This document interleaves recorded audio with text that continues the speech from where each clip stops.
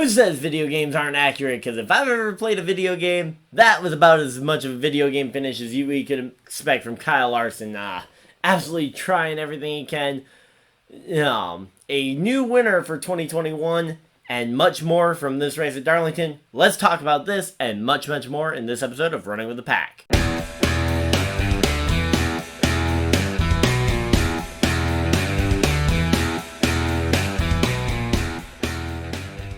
So yeah, this was a pretty good race. So I think we got to start by talking about the insanity of that last lap charge from Kyle Larson. Literally just taking it like it was a video game. I think some people I've talked to have even said he said it on the radio that it was a video game move. It was pretty much a video game move. Parker Kligerman called it a video game move. He drove it in there. I'm going to try and put the clip up. But he drove it in there way deep, scraped along the wall, ended up cutting at least one, if not two tires down, absolutely destroying the right side of his race car, just rubbing all the way against the wall.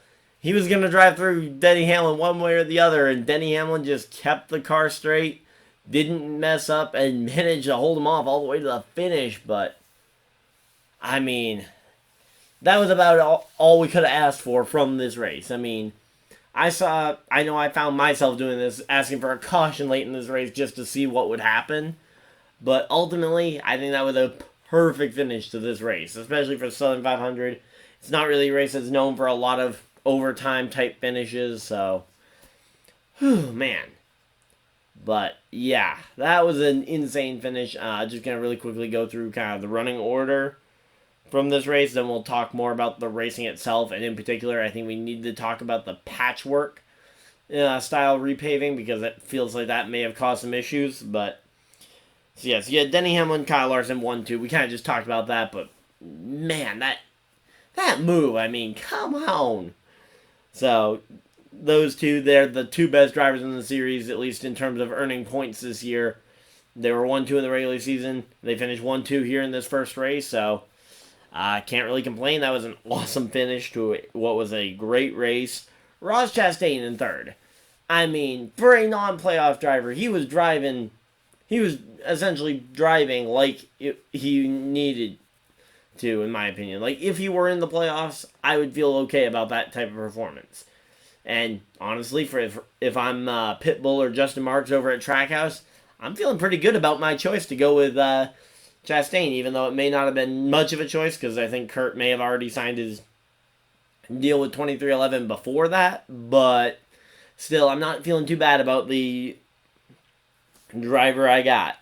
MTJ, he was my pick to win the race. He ends up coming home fourth after I think it was a speeding penalty on one of the later cautions. I don't remember if it was the last one or not, but no, it was the second to last one, I think, but yeah, he got sent to the rear with that. Ultimately, got his way back to fourth. Kevin Harvick with a loose wheel around the midway point of the final stage ends up coming home fifth after some lucky breaks with when the cautions fell. Kurt Busch in the other Ganassi car coming home sixth. Another great point stay for a playoff contender.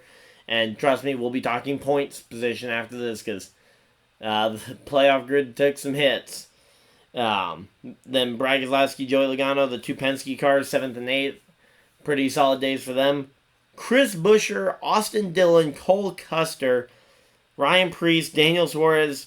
I mean, the rest of the top 15 from 9th on back are just a ton of great stories. I mean, Chris Buescher finally gets a good result. It feels like it's been a long time coming for him to get kind of these good results on the intermediate tracks. Now, I might still just be a little bit upset because of the great result that was kind of taken from him at Kansas, but hey, he got 9th here. That's pretty good. That's actually about where he finished in that Kansas race. Austin Dillon, 10th. That was a great drive from him, outdoing his teammate. Cole Custer in the second best SHR car.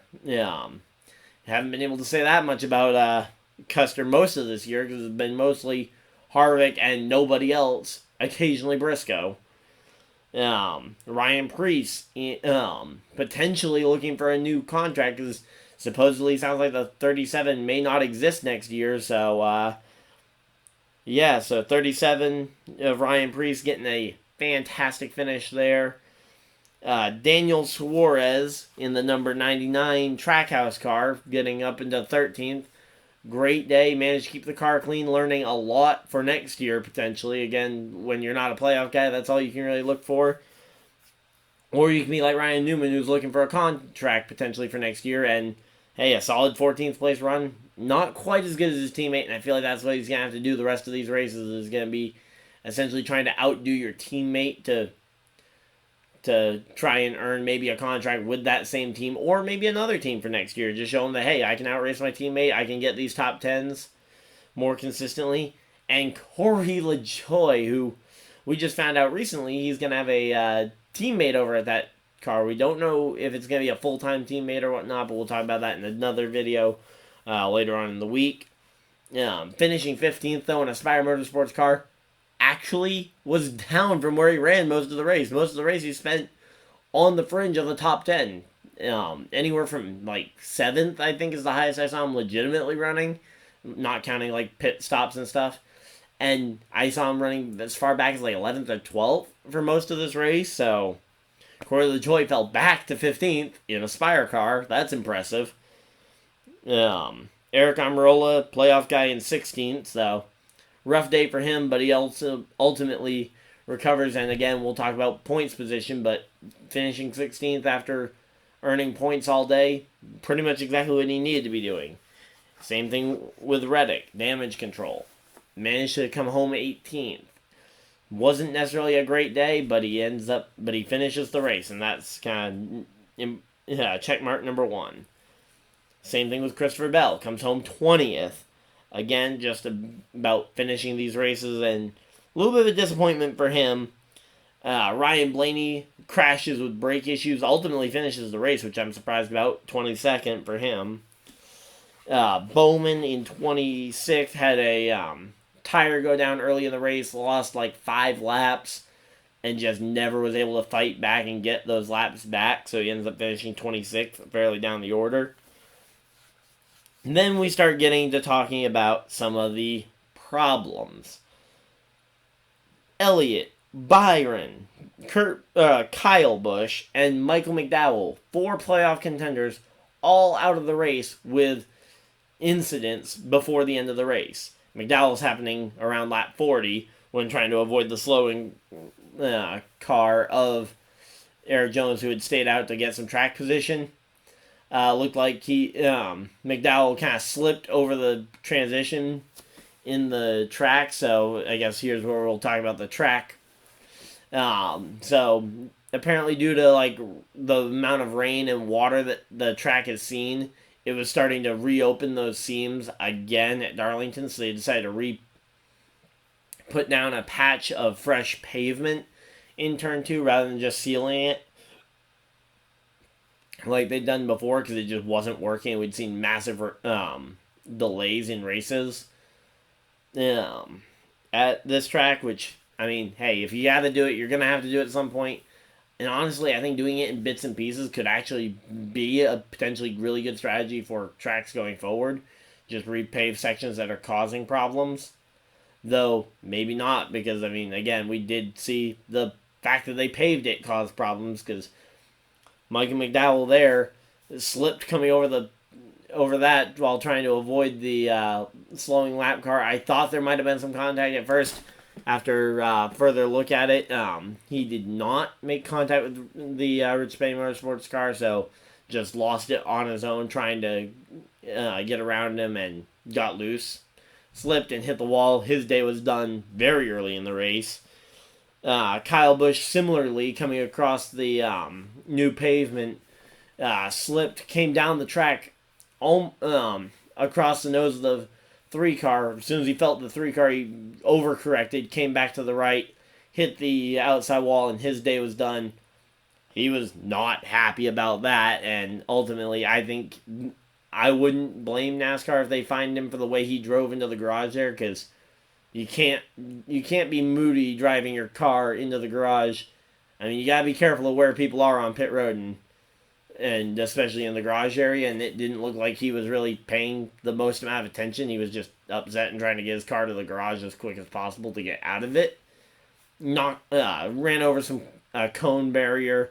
I don't think that was as big a deal as, again, the nearly running into people, but ultimately he didn't hit anybody, so I think it's something that NASCAR should talk to him first about to make sure that it doesn't happen again for sure. And maybe a small fine, but I think for sure if it happens again, for sure, harsher penalties. But again, luckily nobody was hurt in that incident. Nobody was hit, and he was out of the race. Then we have the William Byron incident where, I'm trying to remember what ultimately took Byron out. I know Elliott was involved in an accident where he got 3 wide with Bell and Bubba. I think a lot of people have been saying it was Bubba's fault that the wreck happened. Oh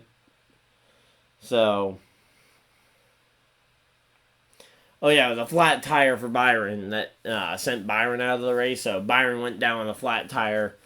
Not the 3 wide issue just looked like a sense of getting 3 wide and not really having a plan for what to do once you got there.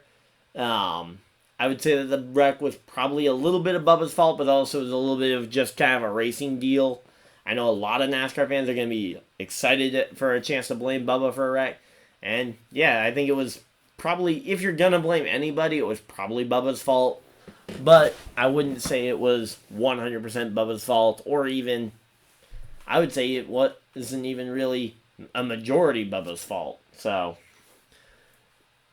I would say most of it was a racing deal. I mean, I know some people don't like having that as your explanation, but sometimes it just is what it is. And then again, Byron, flat tire, just caused from some of the damage he got earlier in the incident with Bowman that ultimately cut their tires down. So yeah, so 2 of the 4 incidents with playoff contenders all happened coming off of turn 2. The Rick Ware cars, I think, also wrecked over the transition. So 3 accidents caused by the new patchwork. So I would maybe, if I'm NASCAR, I would have them look a little better the next time they go and do a patchwork repaving to make sure that there isn't any kind of drastic bumps in the track, so that hopefully you can get back to the finish of these races cleaner. And then now I would say it's probably a good chance to go and talk about the playoff points, because with this finish, Hamlin locks himself into the NASCAR playoffs. So he will be in the round of 12, as if there was ever any doubt. He wins his first stage since Richmond in May, so a long time waiting for his next stage win. And after missing out on the 15 playoff points for the regular season championship, kind of gets some of those back there. Larson plus 80. A lot of these guys at the top of the grid, I'm assuming, are safe. I think anyone that's 20 plus above, barring a catastrophic day at both Richmond and Bristol, I think they will probably advance. So Larson I'm pretty sure is clinched pretty safely. I mean, unless he has immediate engine failures both races, he'll be in the playoff. He'll be in the round of 12. Truex as well. I think he is pretty safe at 36 above. Kurt Busch 26 above. I think he's safe, especially with the speed that team's shown, especially with this aero package lately. I mean, the road courses he's done really well. The short ovals. Blaney, I think, again, assuming no catastrophic races, I would say he should be okay. Though, again, we've seen a catastrophic collapse from him at these 3 tracks last year, so I guess that would be the first concern, would be hopefully these brake issues don't affect any further races for him. Harvick at plus 20, I think I was on the fence about him making it to the next round just because he hadn't shown winning speed all year. But after being able to fight back from a loose wheel to finish 5th, I think he will probably advance to the round of 12. And then we get into the dogfight, because I honestly had this pegged as, some of these guys pegged as pretty easy advances. Keselowski, I think, has always been kind of on the fence as well. Kind of another one of those champions that might not do so great this year. Only plus 12. Bell, plus 5. Elliott, the defending champion, plus 4. Amarola, plus 3. So, a lot of those guys, I think, I mean, it's going to be touch and go. I think the only one of them I really feel overly confident in heading into Richmond, and I say heading into Richmond because that's a big key there. Christopher Bell is a beast at these types of flatter short tracks. I mean, New Hampshire, Richmond, even in Xfinity, he has dominated those tracks. Elliott, I would say we'll have to wait and see, but I think he should be okay again, assuming he doesn't have any kind of issue at Richmond. He should be going into Bristol with a good cushion. Amarola and Reddick. Reddick being exactly tied for the cut line between him and Bowman. It's going to be close, but I think Reddick, this was his big track to try and build a cushion, and without a cushion, I think there's a good chance he may move out of the playoffs, so we'll have to wait and see. But also, when was the last time we had a defending champion knocked out in the round of 16? I don't remember the last time that happened, because Jimmy Johnson made it further than that in a lot of his title defense years. But the main reason I say Amarola and Reddick are in kind of sketchy territory, and even to an extent Elliott and Bell, is you look at the three cars below. Bowman, who's tied with Reddick for that cut line. He's the defending winner of Richmond. Kyle Busch is really good at short tracks, in particular looking at Bristol coming up. Then I look to Byron, minus 9 points. Hasn't in particular shown winning pace with the 750 horsepower package, but he has shown a lot of consistency with this type of package. So I would say that those three, they're likely going to gain some points, and again, that will be why the fight for this cut line will be so fun. And then, if anyone knows me personally, you know I'm a little disappointed to announce this one, but a certain driver, Michael McDowell, after his crash earlier today, is 20 points out. I think he's got an okay chance to make up some points, especially if he can just stay out of trouble at Richmond and put in a good show at Bristol. I think he can point his way in. He kind of said it on the broadcast that the mentality has to be win or go home. I really hope he doesn't wreck because of that mentality. But if he can just stay out of trouble at Richmond, hopefully get some bad luck for some of those guys I mentioned that are only like 4 or 5 points above, he could very well point his way back in. But again, it's going to take a bit of a minor miracle there for Michael McDowell to get back into the playoffs. So, yeah, that's just kind of a breakdown of the points as they run. I know it's been a while since I've done one of these race reviews. I apologize. It's just have not nailed the work-life balance in the last few months. But hopefully I'll be back to regular content. I will be traveling, just to let you guys know. I will be traveling I will be traveling down to Bristol, and I'll be down there at the track pretty much all week. So if you see me, say hi.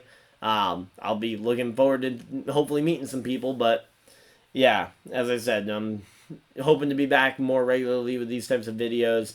Looking forward to Richmond next week. Richmond's my personal favorite track on the entire circuit, so hoping it puts on a good show, especially under the lights. Bristol coming up, it's going to be fun. Again, I'm going to be there, so yeah, that's pretty much everything from this episode of Running with the Pack. Hopefully you guys did enjoy. If you guys did, leave a like on the video, subscribe if you guys are new, if you guys are interested in supporting the channel. There's a Patreon link down in the description if you want to get your name up on this list on the sidebar over here. That would be much appreciated as a way to support the channel as we are attempting to grow. Also down there's also a link to where you can get some Ryan Dyer t-shirts, running with the pack stuff as well.